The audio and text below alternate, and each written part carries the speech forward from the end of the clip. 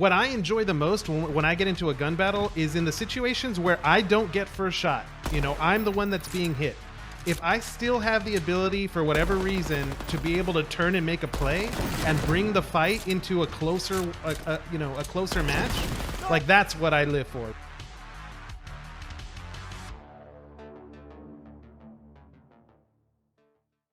Easter egg, guys. You guys see the Easter egg? All right. What's going on, guys? Welcome back to Drop Dead podcast, all about Deadrop. I know there's been a little bit of a long hiatus, but life's life. Stuff happens, but we're excited to be back, and we're excited to talk about because Snapshot 6 coming up very soon, and there hasn't been too much that has been talked about, at least in terms of confirmation of what we're gonna see. But we're here to excited, and we're gonna talk about what we think is gonna show up, what hopefully we think is gonna show up, and what we're excited for. Just to remind you all, I'm Aldo, also known as Monkey Man. What's going on, guys? I'm Cisco, aka Striker. I am Hunter, also known as Pineapple Sensei. And I'm Ben, otherwise known as Dragon Slayer 956. Sweet. So yeah, let's just get started. Just straight up, what do you think is probably most likely we're gonna see in Snapshot 6? And then well, I'm sure the conversation will trail on from there. But what again? I know I talked about this in the DMs, but I'm most excited about weapon changes, balancing, hopefully more weapons, hopefully at least one new weapon. I don't really care what kind of weapon, like it doesn't matter if it's a sniper or anything like that. But hopefully either major balancing updates or a new weapon, a new dynamic of a I feel that. engagement. I feel that. I'm guessing we're probably going to get like 1, 2, or maybe even like 3 gadgets. Maybe that's pushing it. Something to go alongside the smoke grenades. But then there's been a lot of conversation too about like changes with movement, like actually going up a zip line versus only down. So it gives me the feels of like, you know, snapshots, how we went from 2 to 3 to 4 was a little bit about movement, introduction, you know, changes. I have a feeling that snapshot 6 is going to be that type of snapshot, you know, not a huge ass production, but you know, I'm excited to be wrong as well. So what do you guys think? Yeah. I gotta get caught up here. Maybe y'all can help me. Like Aldo said, life has come at me full force over the past month, so I really haven't been in the know or anything like that. I guess my biggest question: what is a gadget? Like, is it going to be like a utility? Like Exactly what I was about to comment Call on. of Duty? What exactly do you mean by gadget? I mean, what I think of when I think of gadget is like something that would slot in replace for the smoke grenade. So this could be things like a grenade that, you know, reveals if someone's on the other side of a wall. You know, this could be, you know, like a harpoon like cable, a utility Okay. item. Okay. And I know a lot of people talk about like the wingsuit, but Love that. I can't really. That one's a hard one for me to picture. I don't really get it. What? What? I don't know. A They talk about some wingsuits. Like, I guess this is the idea of like you're jumping, since it's vertical, you're jumping from high ground and a way to safely navigate yourself down if you had to jump off. I think that whole talk was is related to the very beginning. I believe they talked about a wingsuit type extraction. So you would jump off the tower on a wingsuit and glide your way to your base. But that I think that was, honestly, personally, I think that was just theory crafting. Yeah. And it wasn't a. It was in the ARG as an item that you could pick up. But I mean, that was the ARG. Yeah. That was like early concept. So any of that could be scrapped. Yeah. True. When I hear gadget, I kind of think like almost like a Halo kind of style where like you have like that armor bubble or whatever. I don't know all the gadgets, but like the grappling hook, or maybe it says something Overshield. something everyone can find like on the map, and there's rarities, Yeah. and they have specific abilities. That way you can still have grenades, you can still have smoke grenades, but you also have now an additionally maybe like one-time use gadget. Extractable or non-extractable? Just about to ask that. Would you loot that and bring it in next time, or is that like this is a one and done type of thing? I think it'd be something you could extract with. I think in the ARG, again, if I remember correctly, you used it to extract. If you found one, there was an option to extract with it. I may be pulling that out of my ass. I can't remember completely, but Maybe there's like I remember special that. extraction where like you have to have this gadget and then you can use the special extraction. But other than that, unavailable. They need to bring the I don't old think school they ARG should, back, man. Just leave it up for people. Yeah, I don't think it Yeah. should be looted. I don't think you can No? extract with it. Okay, so- I'd say you'd be able to extract with it, but you can only bring like one in. Or maybe so like it 3 takes in. up Right? another like a bandage slot or a No, so like utility slot. so say it'd be like an extra slot, but you can hold like multiple gadgets in your backpack. So Okay. say there's They're like really a heavy or like. so take a say lot of like space. there's a grappling hook gadget. It'd be like a different keybind, different slot completely, but you can have like, oh, I have 3 grappling hooks that are both like they're all one-time use. I just go, you're allowed to go up like 1 or 2 floors. But it's I left do there love for this the concept. entirety of the game, so other players can use it.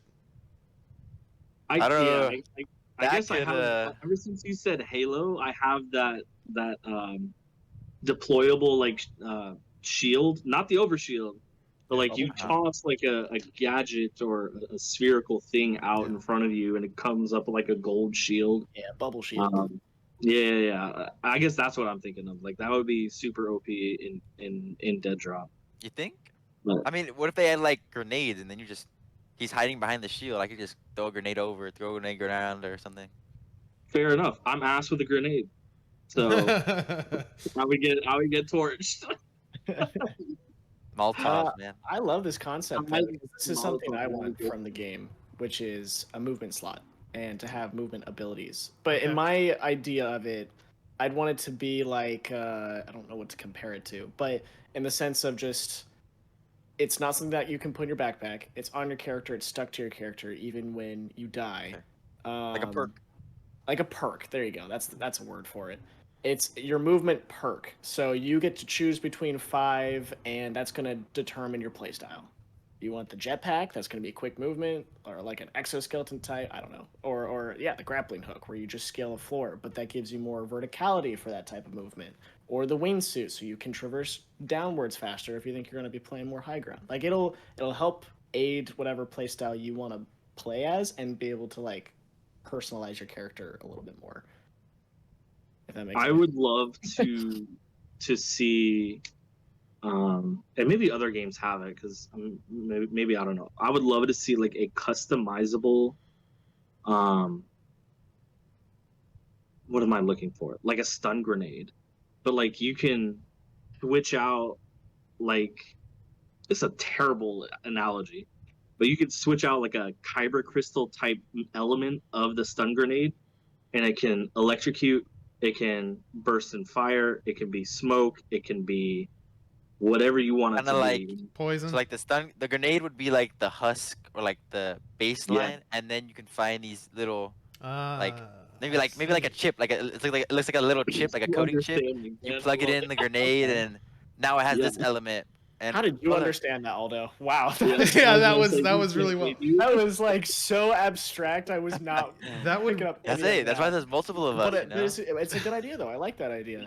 I mean, I like the idea of that. Like, if you throw in the concept of extracting on top of it, now you're like Yeah. extracting with items from different games to create consumables you use in one particular game. Exactly. That You know? I actually really like that idea. Cause like, say you can come in with like, I don't know what grenades are gonna be useful in the situations I'm gonna be put in, since like we're spawning random places. I'm gonna bring in 4 base grenades, like no like Which chips is a or whatever. frag. No, yeah, but I can bring in chips that I can insert later. I'm like, all right, I'm high ground. I want like an incendiary grenade. I'm gonna put this chip Yeah. in, so boom, it locks off this hallway. Or maybe like a high explosive chip. So now the grenade, I can't throw it as far, but bigger damage, big explosion. Hunter, a perfect example of kind of what my thought process was. Yeah. Think of the Avengers movie, right?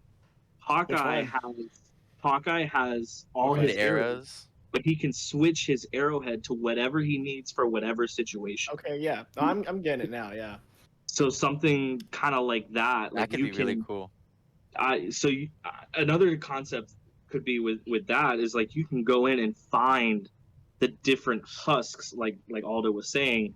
Like, hey, here's the electrocute, here's the fire, here's the burst, here's the blind, and you can collect and extract with all of those elements, and then, well, okay, let me bring in one stun grenade, let me bring in 2 blinding grenades and an incendiary grenade. And what I think would be cool is that you could change them mid-game. You're like, I have this Yeah. incendiary grenade, but I don't really want an incendiary grenade because I found a different chip or a different modification. Yeah.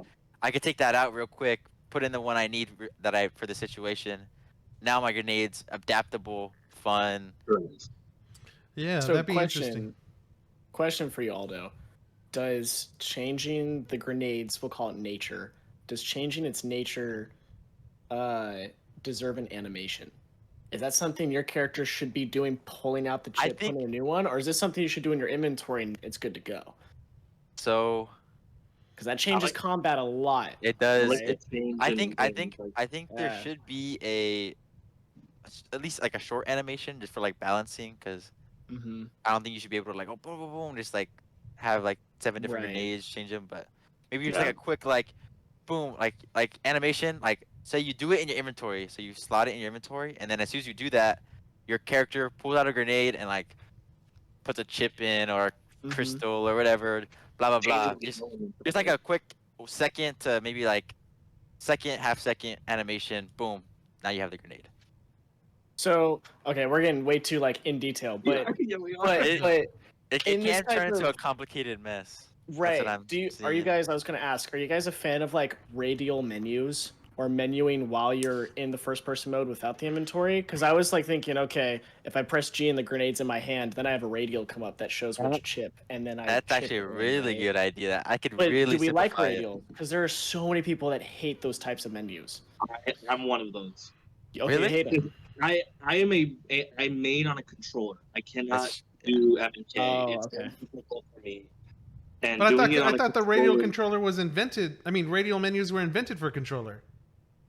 I hate them. mean, maybe that's I not don't know what it is. I factually can't- correct, but you know what I mean. So like Yeah. like on my controller here, like I cannot get to the right orientation or it just kind of spins and spins and spins or doesn't get to the one that I want. Well, So it's it'd like, be like pretty big radials, right? So like say there's only like Okay. 5 versions, so now you only have 5 big slots, so it's easy to go boom, boom, boom. You're not See, you're I not like you're not that. micro picking. You're not micro picking Yeah. for the one grenade. No, Yeah. bro. what 360 is it? different versions, so it's 1%. If you're off by 1%, you're off. Yeah, But they, isn't just have, it they have a like- randomized button too. Just GTA have I want a something like random that? grenade. That would be cool. That'd be a weird, fun feature for casuals. Just random grenade. Imagine like you just like hit random and it you just. pull- like as soon as you pull the pin, it tells you the grenade type, but you can't put it back. Just That'd be fun. That or it would be hilarious to be like the confetti bombs like in Halo. You just throw Grunt it birthday Yeah. party. pop out confetti. He threw, it was a dud. It was a dud. Pew! Your crafting failed. Confetti. Although That'll you be just gave me another thought. I keep thinking about the hideout because I want it back, but I don't Back. personally enjoy the training, the dummies and everything. I like shit at I- real people. I don't like I shit at enjoyed dummies. them. I know you've grinded them. That's I know you enjoy them. They were But, fun. 'Cause they were only form of competition then. Yeah. I've been trying to find a reason or like a purpose for bringing it back, and I know there's a lot of cosmetic stuff that's supposed to happen in the hideout, and maybe at some point a social aspect is the hopes. Yeah. But I was thinking about Tarkov, right? Because you can go into your hideout in Tarkov and test fire your guns. And it's like, okay, that's a great purpose for the range coming back. Test firing guns, trying out the new balancing, whatever it may be. But in Tarkov, you have to like load your ammo before you go in. You have to like rig up Super everything. sim. You can load it bullet by bullet per mag to have greater output. I was wondering, just off of our grenade concept, like you have to load into the range and then set those chips into each grenade because it has to be done by animation instead of Animation. inventory. It gives the range more purpose, but I feel like it's way more tedious. So I don't know. I don't know if you guys have any thoughts on that. I was just trying to find a reason for the range to come back and have like a greater Yeah. purpose So, like- impacting the game. So like obviously right now when you're not in game, you just get a big old menu where you can see everything. When the hideout, if it comes back, that menu wouldn't be a thing, like right? Because now you're in person. Now you have to go to your stash. Now you got to go to the firing range. So that big old menu where you can see everything wouldn't be a thing. And perhaps it could be like a grenade workbench. I Or like mean, little workbench where it says, all right, you have this many grenades. Here's your chips. You want And to it's like, instant. yeah. I mean, one of the concepts I've been thinking about, more like big brain type of thinking about the game is along the lines of like, how do you play with the concept of extraction? Like, for the most part, we all have been talking about like just taking stuff out. Like the whole point of an extraction game is to take stuff out of the game state and into your personal inventory. But like, what does it mean how can we play with that idea? What if the concept isn't taking out but bringing in? And so you think you like I was talking about this for a different game type. I mean, for a different Web3 game. But what does it look like in a world where you're bringing items in that can only be crafted in world, in game? So one, they're vulnerable, but two, they're also rarer because you have to successfully pull off crafting them while you're under fire or whatever. Different ways to play with the idea of extraction. That's definitely something I want to talk about because Yeah. I don't want plain armor. Like plain armor, get it. Like boom, you get a flat damage reduction depending on armor scale. It's kind of boring. Like there's nothing new to it. What I kind of want to think is maybe like special armor. So an idea I had a really long time ago and kind of stuck with me is since it's a vertical extraction shooter, there should always be a really good advantage of like being on high ground, right? But sometimes I feel like there isn't an advantage, at least like when like firing straight down, it can be really hard to aim. And sometimes it's even worse to be straight above them than to be straight below them. I agree completely. Like when I'm fighting someone like that's right above me, I feel like I have the advantage, I even though agree. he has high ground. So what I think 100%. is there could be like, I want to introduce like boots, like different shoes or boots that maybe don't have that much armor play, but you can like they have different abilities. So one would be like perhaps like has like almost like a gravitational soles, so like you can almost like peek farther than you would over the ledge to give you like in a bigger yeah. So what I'm thinking, almost like what if he's like able to put his feet on the wall and he's like sideways and he's shooting at you that way. Wall running. I feel like you get way more advantage, like being on the wall, but you're also like more vulnerable. You're also a bigger So target. would that be another gadget then, or would that be But- part of an armor class? So it'd be like an armor. It'd be like an armor piece or like an equipment piece, but it wouldn't have like that much defensive applications. So it's not like if you don't have boots, you're taking more damage. It's just I don't have boots. I can't do this one special quirk, but so I mean, maybe you don't need that special quirk. Personally, kind I of throw raises- that into movement. If Yeah. we went with our movement concept we were talking about earlier, I would just throw that straight into movement. But I like the idea of armor having certain abilities. I just don't think you'd want it to be movement related, right? But yeah, boots Especially would not that This would be OP. cool for like Some guy like silencing you, like dead silence, right? Different types of boots nullify steps, maybe not completely. That would be a little Right. different. I would like, yeah. Oh, another thing was the way fall damage. You take fall damage. Say That's a the good better the better boots you got, the farther you can jump without taking They're fall Jordans. damage. Because Yeah. like right now there's like you can jump an infinite distance, and as long as you grab a ledge, there's no fall damage. Mhm. I think that's a little it's How do really you feel cool. about that? It's really cool right now, but it's a little gimmicky and kind of it doesn't really kind of make sense. So what if like you can do that still, but you need like a really good pair of, maybe since you're grabbing on something, you need really good gloves. Like if you have like legendary gloves, you can jump from crazy distances, but if you have common gloves, you can still jump and grab ledges, but maybe the farther you jump, you might slip. There's a chance to slip and take damage or something like that. I mean, look, I like it. I like the jumping. I like the falling and grabbing a ledge. I like the way it feels. I like how you can pull off really cool stuff that you weren't expecting. But it is a little gimmicky. So, I mean, I don't know. Maybe like throw in a quick time event to where it's a little more skill based if you want to pull it off. make sure you have to hit the button at the right frame or whatnot. I don't know. But like these concepts about like boots, gloves, consumables, like if we're playing dropped dead developer here, right? Triple D, then like the concept of Triple D, when you run into another player in the game, do you want, okay, so we have the Halo style, which is like, hey, pretty much everyone has their own different looking cosmetics, but they're all on the same playing field. Yeah. Right. Yeah. But then you can have the exact opposite. You can have like super customized type of battles to where you have to like look at the person and be like, okay, he's got the That's boots what I on, want. he's got the shield, and he doesn't have movement.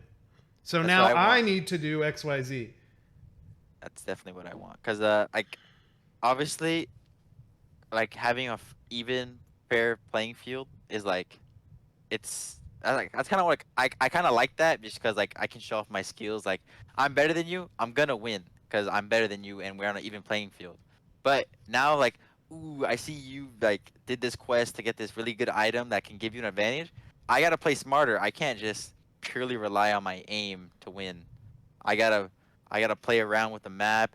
It makes people think more, get more developed, more in depth in the game, which is kind of like what I think they should be aiming for, being like more What do invested in you the game.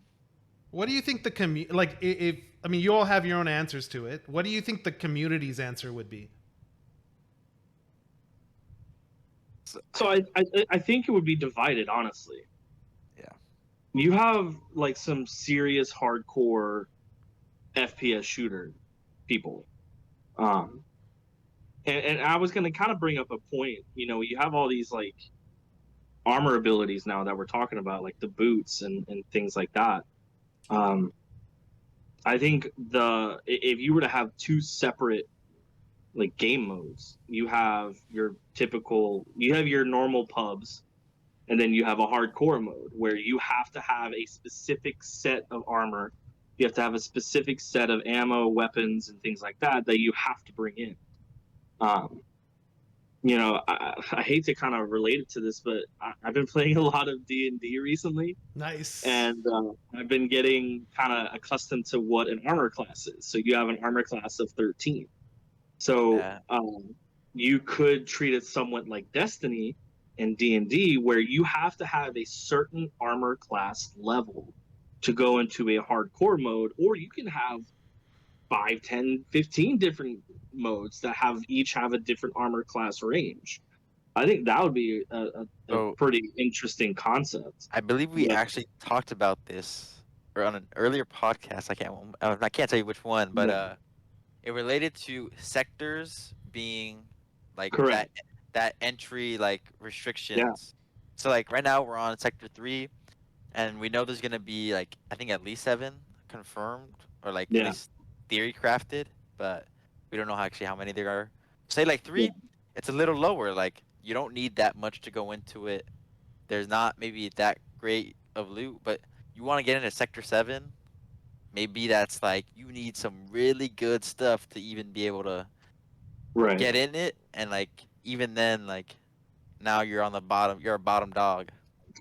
Yeah. So I think to answer your question, Striker, I think it's divided. I think the community would be divided on it. Me as a casual gamer, I would want level playing field for all. I don't want to go up against some guy with an armor class of 17, and here I am sitting at a measly So- 10. And so- I get, So that's the thing. Well- That's what I was talking about. The armor or like the special equipment, the gloves, the boots, they Yeah. don't actually make you stronger other than like the little quirks that you're able to do with them. So your bullets are still going to do the same damage as they are going to you, assuming you have like similar armor classes like with chest plates. That way it's still like fair in the fact that it's not like you're pumping bullets into them and nothing's happening, but it's just that they have a little bit of extra quirks that they can play around with. But I think the same concept kind of stands, because if I don't have those armor boot, quirks, then I'm a sitting duck compared to him, who may And- have like boosted movement or And that's where the different Um, sectors play in. Maybe like sector 1, it's like Yeah. everyone has nothing. Sector 2, everyone has like garbage tier boots. Sector 7, everyone has gloves, everyone's got boots, everyone's got cool helmets, everyone got equipment, abilities, all this. So that Yeah. way, if you don't have this stuff, you can go play a different sector. Yeah. I love that concept in a level design perspective because again I love designing levels and stuff. That's what I'm saying. Knowing- This is rally. Totally. When you are designing a level, one of the biggest things you have to look at is how players can move because you're trying to predict player behavior, right? We kind of talked about that with single player stuff. Like, it's always a certain outcome depending on what players can do. So I've talked to Brad about this actually, and when new forms of movement come in, he has to look at what he's already done, like so in this case cold storage, and go, okay, if we add new movement, does it break any of the old map? And even in our interview with him, he brought this up. But with making a new map, it's like, okay, what are the players allowed to do? So if in your model, Aldo, you can get to sector 7 and you've got all these different forms of movement, your level is going to look way different than your first level. Like, there may be points where I'm trying to think of an example on cold storage, but almost everything on cold storage connects. Like, you can get from point A to point B by walking at almost every part, or an elevator, right? It's all connected physically.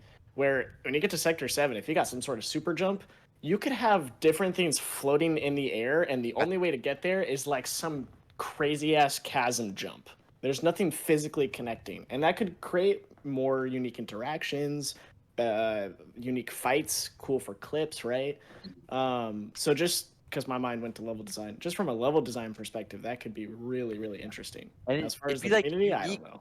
It'd be really unique because, like, say you get to a new sector, now there's a whole freshness of gameplay change because now there's more things to play with rather than, okay, I have a better weapon, but it doesn't change anything. I'm still gonna shoot him when I can shoot him. I'm still gonna run here. It doesn't change anything. I just do a little more damage, or it has a little fire rate. But Yeah, when you have all these abilities, now you have a freshness of gameplay change. Maybe you like the old gameplay, so you purposely play lower sectors because you like how it plays. And I was just gonna say that, like, it depends on I like that kind of diversity because some days I had a hellaciously long day. I'm exhausted. I just kind of want to vibe for a little bit. I'll go into sector 1.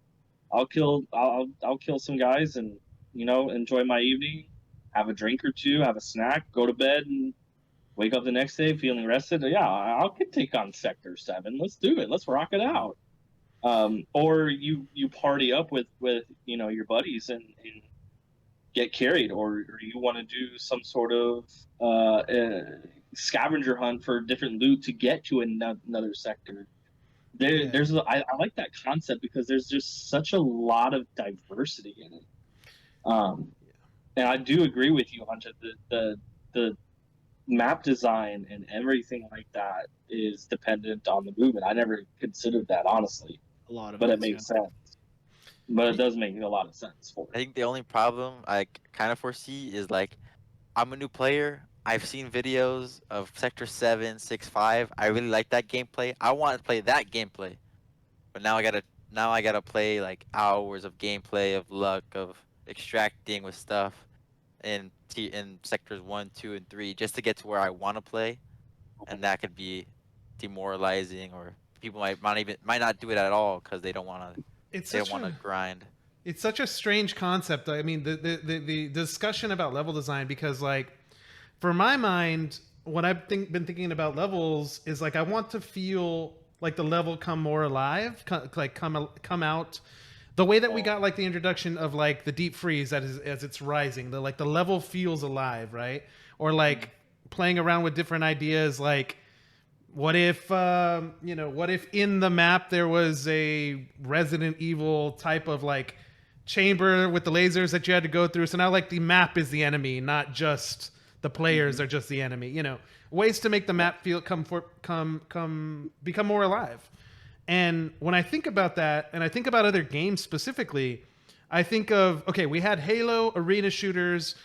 The arena was built for everyone to feel like a fair type of competition, right? Like a basketball court or a baseball field. Like, it is what it is. It doesn't change.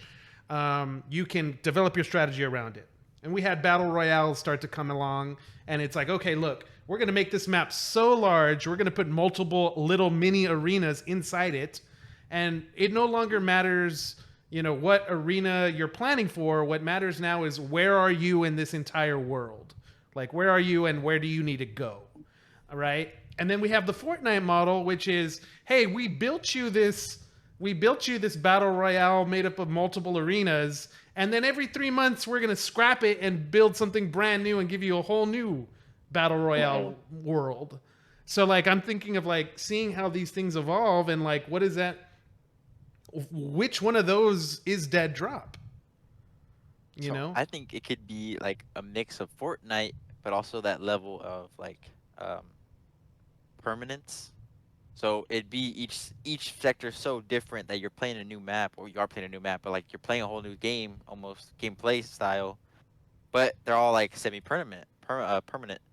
That way, like you can get used to this style and this map, but maybe like Fortnite, maybe every 6 months they have like an event. Like Sector 3 has like a boiler explosion or something, and this whole new section's completely destroyed and changed and all this. But I don't know. What about having this may be too far fetched, so reel me back in if it's too far. What about having like a dark zone concept like from Division? Like on the side.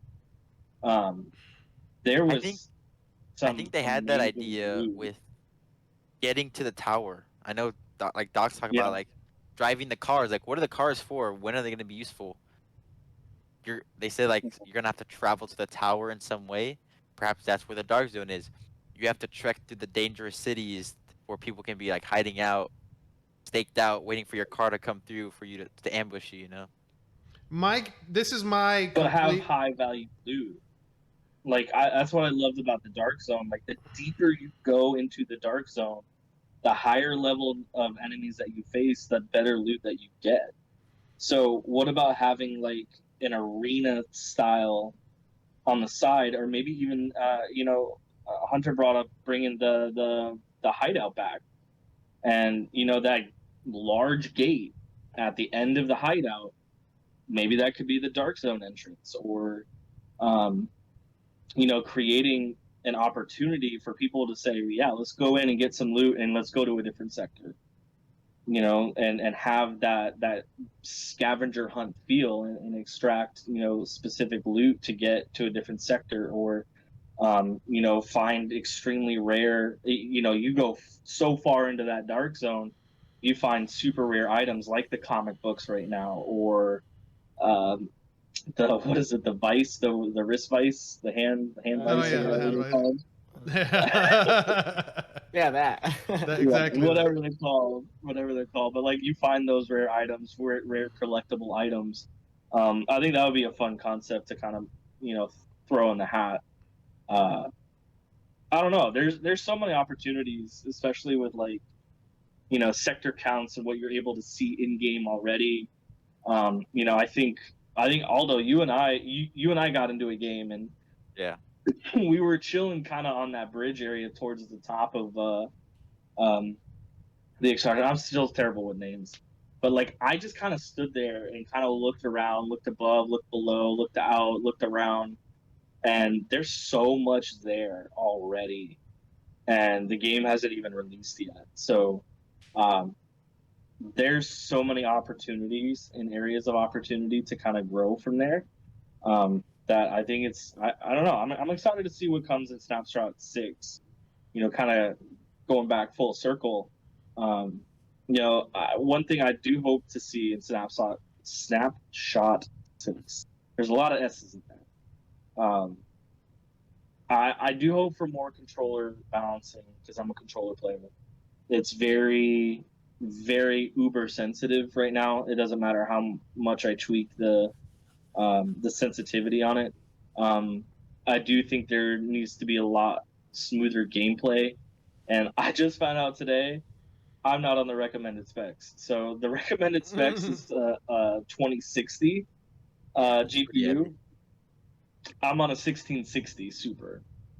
So Oh, that's my fault.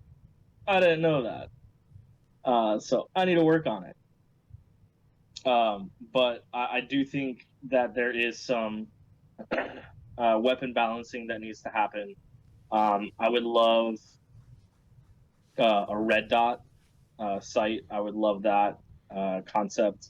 Um, just kind of little micro adjustments. I'm not. I'm unlike you guys. I don't think there's going to be a super massive like Snapshot 5 drop for SS6, but yeah, I would love to see kind of some of those balancing things going on. I want to theory craft a little bit on like the dark zone. What was it called? The Dark Zone. The dark zone. Yeah, the dark one. So, all right, say, boom, we have the tower. You have to go to the tower. You have to drive, or like take another form of transportation. Take your jumpsuit to the tower. But you have to get there, and you have to trek through the dark zone. Now, I think overall the dark zone would be kind of not that good of loot. Like you pick up a couple stuff, maybe some like ammo, like on your way to the tower. If you're not like rich and you don't have that much stuff. Oh, I got on the way to the tower. I can pick up some more ammo that I want. Blah blah blah. But not too much. Maybe you get ambushed every now and then from that one squad that's just running around. But they could do like mini events in the dark zone. Like maybe say like you have a mini map. Oh, Yeah. there's like a transport from like this mega corporation going. You can go try So, to like, a attack public the event? Yeah, you can go attack the transport. Maybe work with other people like you do in the dark zone. I played a little bit, and you can work with people to do events and get better loot. That is And if so you don't turn on anybody. yeah, obviously, yeah, and That then could like still we happen. can guys, let's all attack this transport, and we'll all get good loot. But then there might be that rogue squad. I'm gonna wait till they destroy the transport, and as soon as they do that, I'm gonna strike them. So it can be like that, or Yeah. it's not core So, like, gameplay, but there's a little bit of aspect of a special event that you can explore every now and then. So like a public event, basically. So like Yeah. in Destiny, I don't know if you guys have played Destiny. It happens very often in each of the worlds. Yeah. But Those are like a little smaller scale, and yeah, like, but like yeah. say like that, but like a little bit of bigger scale. Okay. It's hard Yeah, for me to I picture I a like that. world. It's hard for me to picture a world where Deadrop isn't PvP focused. I'm totally down with the ideas of co-op and working together, trying to complete challenges together. I just feel like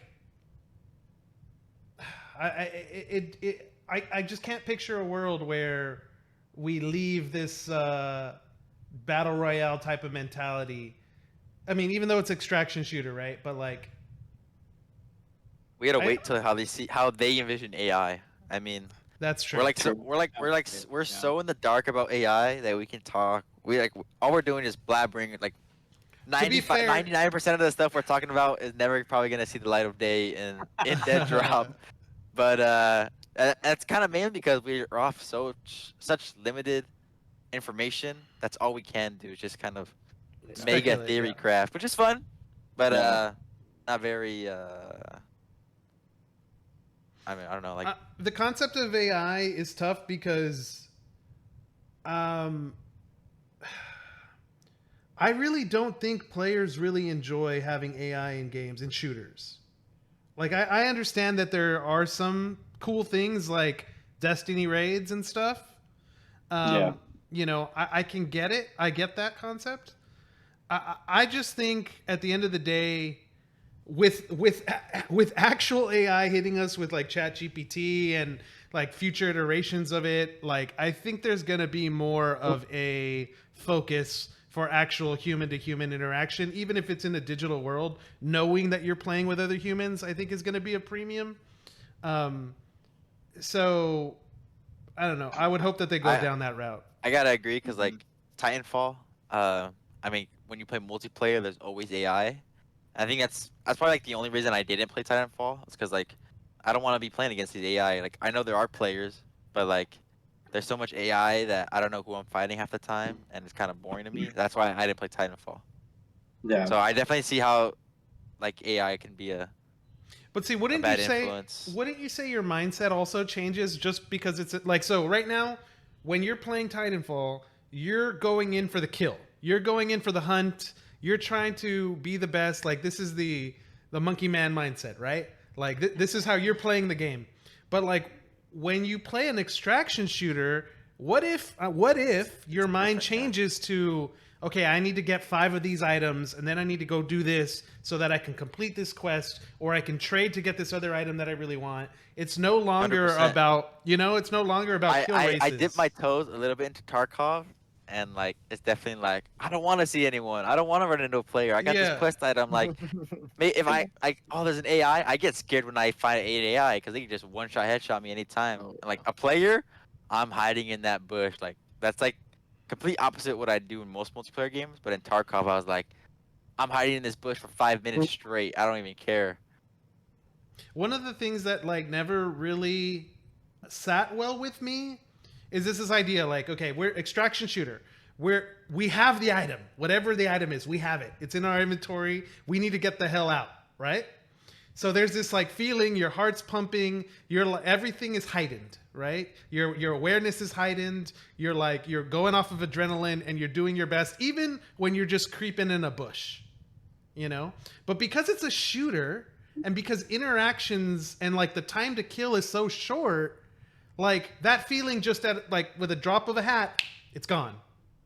You just went from that buildup is there, and then it's over. I lost. It's done. And I don't know if that like push and pull with emotions, I don't know if that really like hits hard enough. I almost wonder if that was the basis of the idea for the sins. Was the time to kill is so quick, your loot's still there, it's there, but now you got that adrenaline rush again because you got to go get it again, and maybe this time a player has it, so you're tracking somebody down. I think that's what they were trying to get at with the whole respawns, because it was like marketed or advertised to us as like just more casual, right? But I think there is that nature that they're trying to get into place before they start putting in high tier loot. Like, okay, once the loot is in, this is the framework we have for what is going to work well, in our opinion. I don't know if that was the idea, but I think having the respawn system aids what you're saying. I mean, going with the respawn system, continuing, like, I remember my first impression was like, oh, the speed of the game stays elevated the whole time. There's always action because people are still alive, or the arena's smaller now to where there's less people in it. So you still have engagements. But that goes against what, that feels good. I enjoy playing that. It feels really good. But I don't know how it's going to feel when I actually have something I want to get out. Even if it's just a quest item, not a cosmetic, not something super rare, but just something that's important to me in the moment. Ammo, a gun, whatever. So that raises the question for me regarding AI. So there's two concepts of AI in gaming that I find, and two very well like good comparisons. So in Fortnite, let's start there. In Fortnite, you have AI. You're able to hire AI for gold. That specific AI can give you ammo. Specific AI can heal you. Specific AI can revive you. Some AI are just tanks, like they'll jump in front of fire to take damage for you. Some of them are snipers.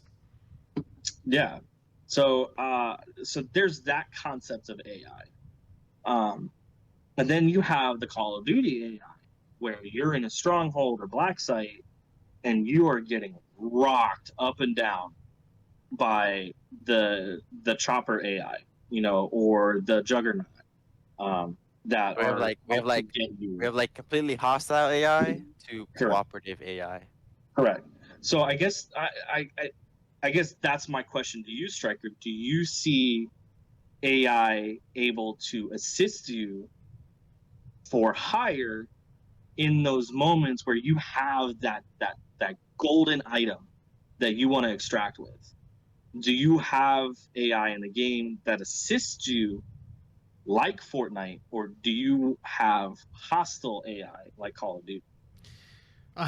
Man, every time I think of AI, and this is just my bias, every time I think of AI, I think of like vehicles in Halo, which is like the vehicles are cool, but like if you're good, you don't use them. Like you just rely on your guns, you rely on your movement, you rely on your speed. So it's like the AI, having an AI companion. I mean, and I play Fortnite quite a bit. Like having the AI companion that's like throwing the chug cannon on you and making sure you're healed up. Like, yeah, that's cool. Like, yeah, that's cool. But like, I never consider it like a method to success.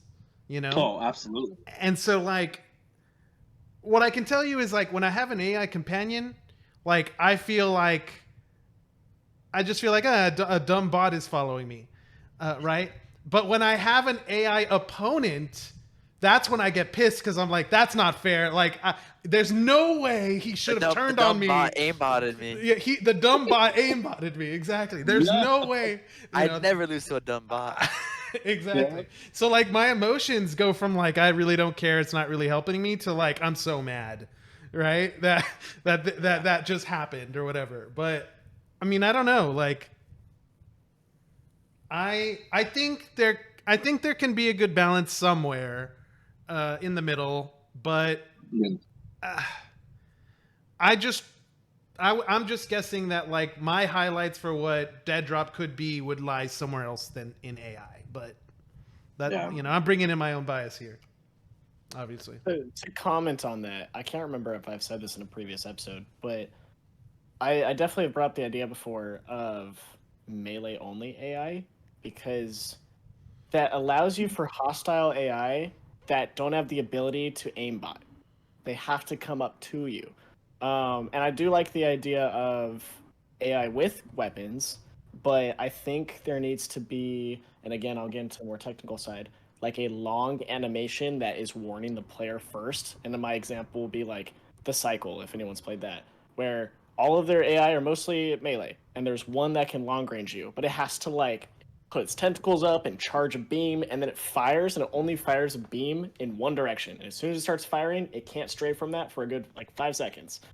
So there's like ways to read their movement and to predict what they're going to do without them being too powerful. But if you do get hit, because it does happen, you're going to take some damage. It's going to hurt. I like that a lot. I like that a lot because it's not about what the bot can do. In those cases, it's about what movement, what pathing choices you make.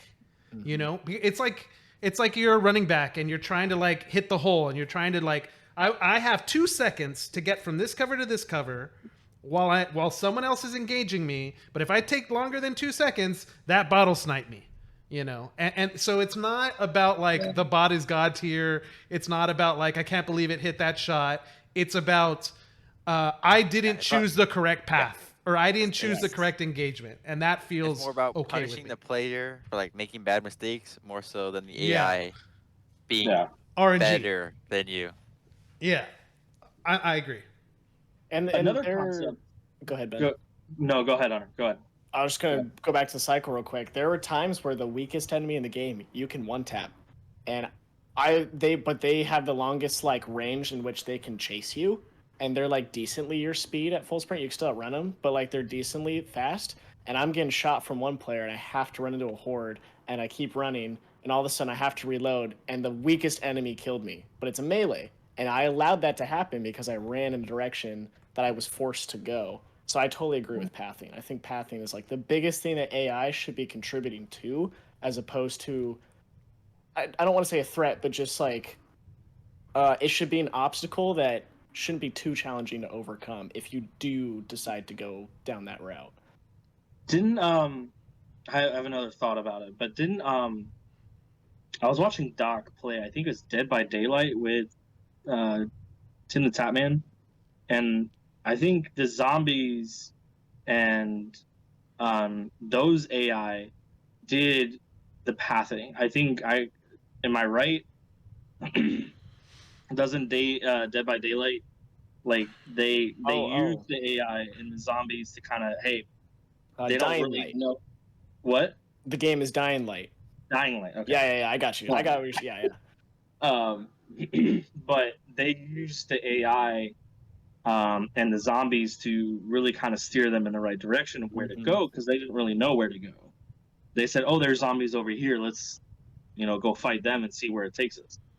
I do agree with that. I think the AI should be more of a distraction and more of an added feature, but not completely hostile.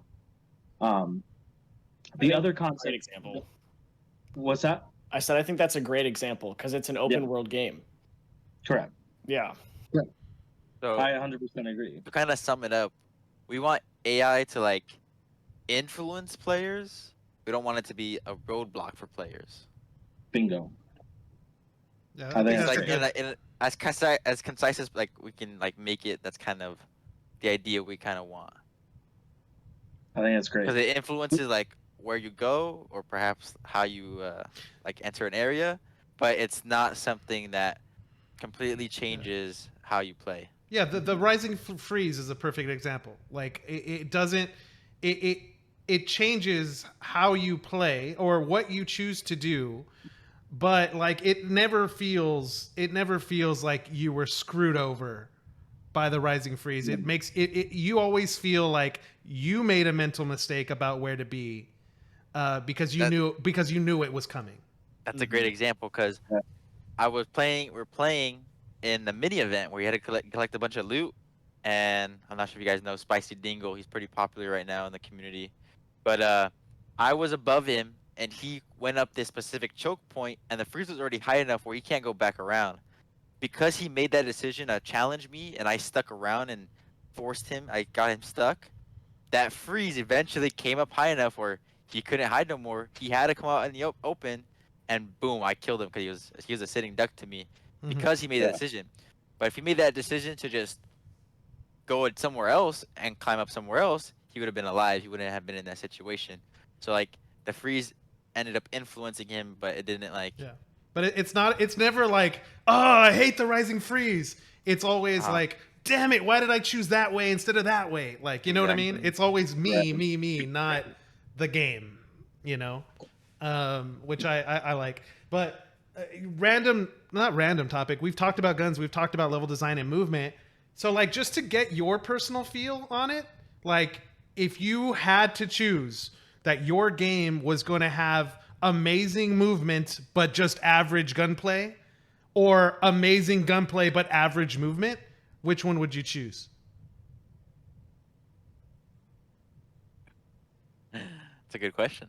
We're gonna Almost clip feels this one. This I'd almost say feels I'd say like amazing the gunplay. I would probably choose amazing movement. I would say the movement, and I think a lot of like top streamers, like TP, Tyler Polchow, he's all about the movement. You even like Teep Huskers, um, I think I'd say Bobby like Pop, like all of those guys are all about the movement, and they want to get to a different point faster. Granted, this is a vertical extraction and not like a horizontal like world map, and you don't have to go far. But I think in this particular situation, I would say gunplay over movement, because movement, you just got to move up and not out.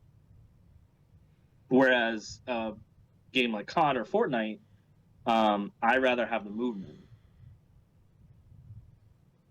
I would say better guns, average movement. Because I feel like players don't actually explore movement all that much. I feel like most players, they get the movement that's given to them and that's it. They look at it at face value. I think there's so much you can do with movement, like even basic just walking and like sprinting, that people like don't even explore, like faking out, like just doing quick fakes, like creating a pattern that your enemy recognizes and changing up that pattern on purpose. I think that's what makes me such a good player, is I can take these mundane aspects that people don't think about and I could use them to like completely change up how I'm playing. Like like so many times in Deadrop, I'm in a bad position. I'm stuck behind this little box or wall where both sides are open, and they have a better shot, but they like we're equal health. Like say we both hit each other once, we have equal guns, we have both good guns. What I would do is I go left, shot, shot, shot, shot, and like to the point where he's just going left and right, and then eventually I'd stop, double take that left one, and then I commit. I commit there because now he's on the other side, Hmm. and now he has to transfer all his aim to the other side, and I'm already shooting him. That gives me the advantage now. It's the juke. I think, yeah, it's Yeah, like it's stuff like that. Like people like, don't do, but I think just like that is just can be so powerful that people don't explore. What do you And think, Hunter? with like maps. Mhm. Go ahead, Aldo. Go ahead. I think if you have like basic movement map, having a really good map can like mask that bad movement in a way that like if you have like mediocre gunplay, the map doesn't matter. You're always gonna feel that mediocre gunplay because you can't really change it too much. But if you have mediocre movement, you can have a map that almost masks or like plays into that mediocre movement. Like CS:GO. CS:GO doesn't even have a sprint, but people don't really bring up like I hate not sprinting in CS:GO. You never see that because the maps are able to play to that feature and Now like in mask CS:GO, that feature. C- There's B CS:GO hopping, but movement that's is not like lacking though. B hopping is like don't even talk about B hopping. No one B hops realistically. You might see what people In the pros CS:GO, B hop like they hit two crazy B hops and everyone's like holy shit they hit two crazy B hops. It's not really a realistic movement feature. There's a little bit like where like if you jump off a thing instead of getting that like stunned at the bottom, you just move freely. But I feel Yeah. the most part You're getting my CS:GO has like CS:GO vibes going right now. CS:GO has average movement, but the map kind of masks that with the way they have features in the map. Oh, I think we lost you Um, on audio there, Ben. Oh yeah, we can't hear you. Nope, I Uh-oh. cannot hear you. you've You've hit your limit hit on your... the amount you're allowed to talk. I was muted. Oh Uh-oh. man. No, he still Oh can't well. hear you. Okay, Discord does not want to hear it. Sorry. as you're figuring that out, I guess I'll give my opinion. Um, I'm undecided. I'm in between because I look at it as you can ask someone chocolate or vanilla cake, but you're only asking about the top layer. You're not asking about what the cake is made of, all those smaller Ooh. ingredients. You know? Ooh. Oh snap! This could be good. There's too much. There's too many factors to be able to black or white say like, oh, I like movement more. Oh, I like aim more. And one of that factors is players and how skillful they are. Because immediately when you said that, when you posed that question, I thought of the age old argument of like I'll use CS again as an example because we've been talking about CS. Like if you have better aim than somebody, you should automatically win. And a lot of people would argue that. Oh, you got better aim, you should automatically win. Or, oh, the other half of the argument is you've got utility, you've got movement, you got all this stuff, and you can outplay somebody. And I think there are games that exist where, yes, you have better aim, you should win most of the time, or you outsmart the player, you can do that. And CS is a game where you can outsmart people. Apex is a game where you can outsmart people. Like the most popular games aren't always reliant on aim. So for that argument being encased in this, I think I would lean more towards movement for Deadrop. That I'd like to see more movement rather than like a refined gunplay style.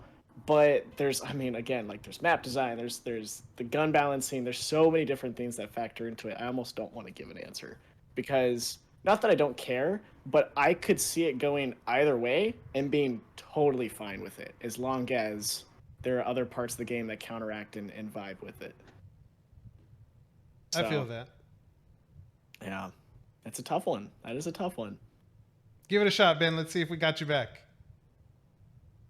2, 1, 2, 3, test. Yes, we Oh. got him on the 1, 2, 3 testing. It's a little different, but It does sound different. we can hear you. Do I sound like a bot? Do I Yes. sound like AI? You This sound is like you're perfect for talking the to a episode. You're plastic fine. cup. Oh man, good stuff, boys. What? Well, This is great. This is a great conversation. Yeah. And Cisco, you said you'd prefer movement, Yeah, I think I would definitely prefer movement. but For me, you love Halo.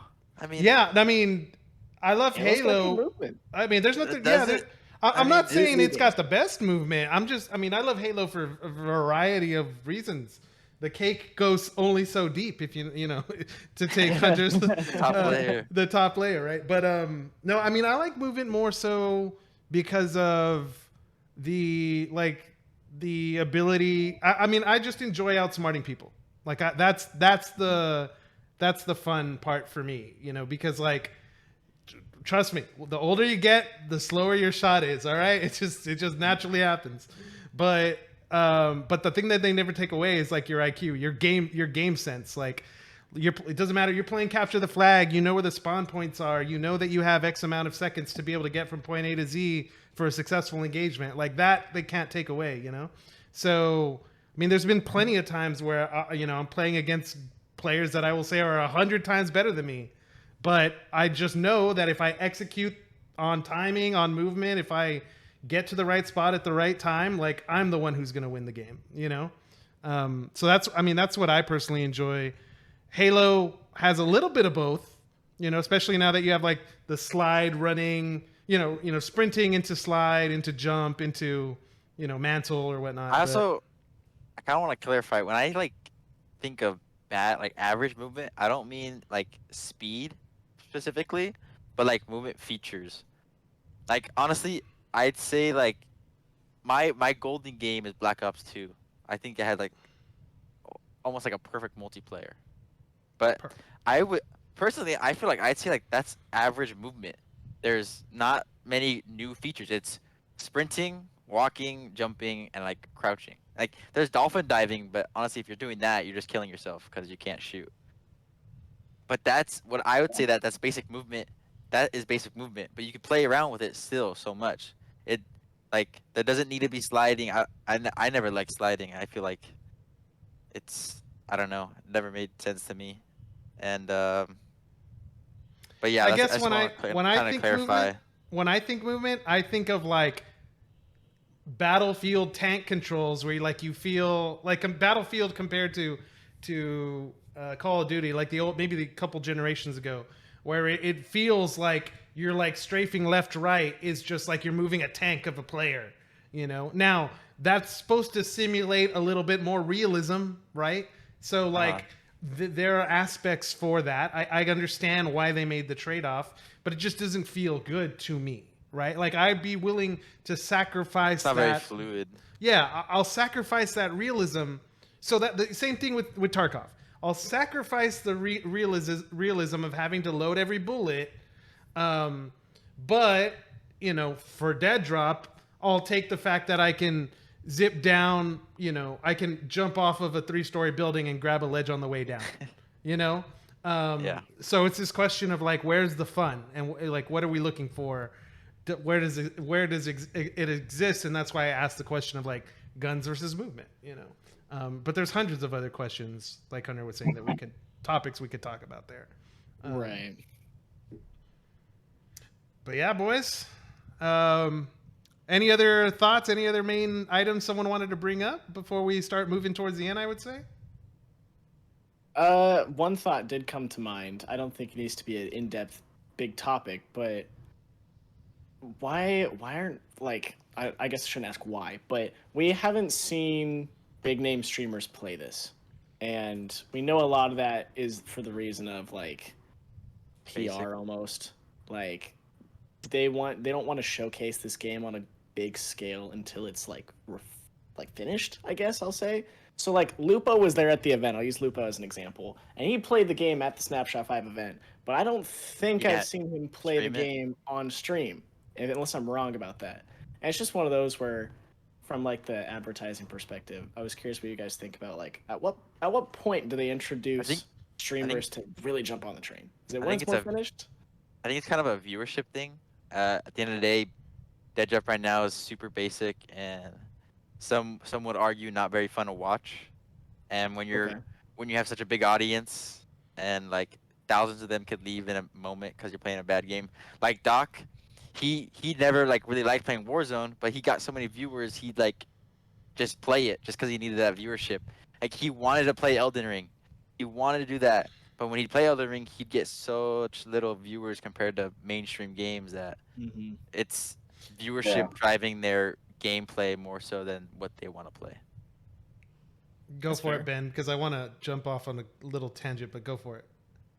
I mean, I agree. I think a lot of the big streamers, like I'll refer back to T, because I've been watching him a lot because he's on business hours, same as me. He likes Warzone. Let me just put it that way. He likes Warzone, but he wants to venture out into other games. Like he played Diablo, I think yesterday, Diablo 4, absolutely loving it.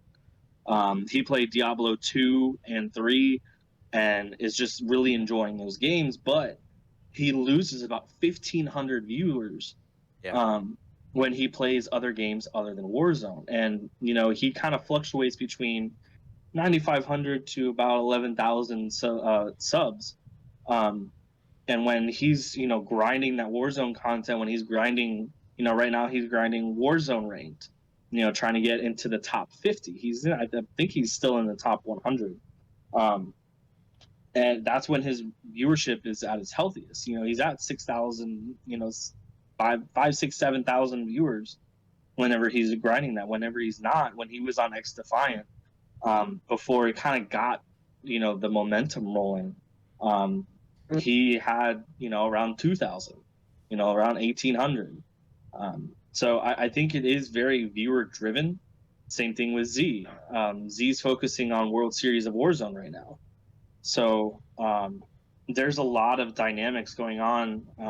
I think they all really enjoyed Deadrop, and I think it will be a big streaming game. But right now, I don't think it's to where, especially with like lower lobbies, you know, 4-person, 5-person lobbies. I think it's not exciting to watch. Yeah. Yeah, I mean, I guess that's kind of where my mindset was, though, is if we did bring more attention to it, those lobbies should fill up. That was kind of, I guess, my thought process. How many people have bought in those passes?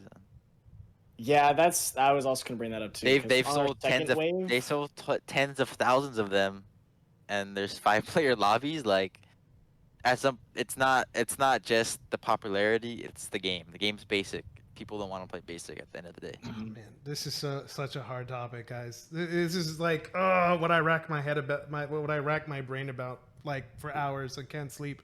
It's not about, look, there's so many big topics here. Like the first one is like work versus play, because I definitely agree that it's a business thing, right? Like the reason why Lupo, Z-Laner, Optic, FaZe Clan, why we were involved with them. I mean, I don't have any hard evidence. But there's business relationships that are being built there, okay? We live in a world right now where esports, streamers, the video game content creation aspect of it, if you're not a game developer, it's very hard to make a living in video games if you don't actually own the IP. Right. Okay, so those things exist. So this whole idea when we talk about like, why aren't they streaming it? I do think it is more business related about like, hey, are you going to keep your audience? Where's your audience? Like, are you going to go through the work of transitioning your audience to a new game? And if you are, like, what's in it for you? So, like, the question is, like, this makes complete sense for Dr. Disrespect. You know, he's got something more at stake than just his audience from the streaming business. He's got, you know, a slice of the pie with Deadrop, you know? So we can see that naturally happen. But, like, you know, even the concept, like, play versus work, it also exists in Web3. And like, are people going to be playing games where they earn money to make a living? Are they? It sounds great. It sounds like a dream. Such like a great topic that we have no idea about, but so like I guess that's where I was going. Is like, I actually think we're moving away from that now, and I think I'm willing to bet on it myself that we're moving away from that, and we're going to go more traditional, hardcore. I mean, this is just guessing. I think we're moving that direction based on like interviews, based on what's happening with like regulations in the United States, things like that. But then so we have that topic, and then we have also like the game is in early development, right? Like even the founders don't like when it was just the founders in the beginning, did it like light up the boards or light up the lobbies? You know what I mean? So like, at what point does advertising actually work? You know? So in the interview with Cairo and 402, they did mention that Rob said that there would be an official like creator partnership with Midnight Society. So yeah, that's a maybe new experiment. Maybe once that happens, you'll see a lot more streamers, more dedicated streamers with it. I think the game needs to stand on its own first, and I think it's just too soon for us to be there. You know, which I would agree with. You know, I think the checkpoints are more important. The very first release where we were able to play multiplayer was one checkpoint. Snapshot 5 was a checkpoint. And I don't think 6 or maybe even 7 or 8 will be another one, but there'll be another big one. And as long as you look back and say like Snapshot 1, 5, 10, and you see that growth, I think that's what matters over 2 to 5 years. 5 is probably a little too much. Well, let's say 1 to 3. I'm hoping we have a finished game in 3 days. I have 3 days, 3 years. That just about wraps it up. We had lots of great conversation. I was really liking the conversation flow and dynamic in the beginning. That was really awesome. Hopefully the next broadcast, next recordings go as great as that. But we'll see with more news. Hopefully there's a lot more news that comes out, and not more material for us to talk about. Because like we've said, not a lot to go off of. We're just kind of ranting, theory crafting, and exploring ideas. But thank you guys. Comment down what you guys think of our crazy ideas. Call us stupid. Call Ben ridiculous for his ideas. Call me an idiot for my idea. But let us know in the comments. Let us know in the comments. Movement or weapons. Which one would you choose? That's definitely a big conversation, and an important one too, especially for the development of a game. But yeah, thank you guys again for tuning in, and we'll catch you guys next time. Peace. Peace. Later.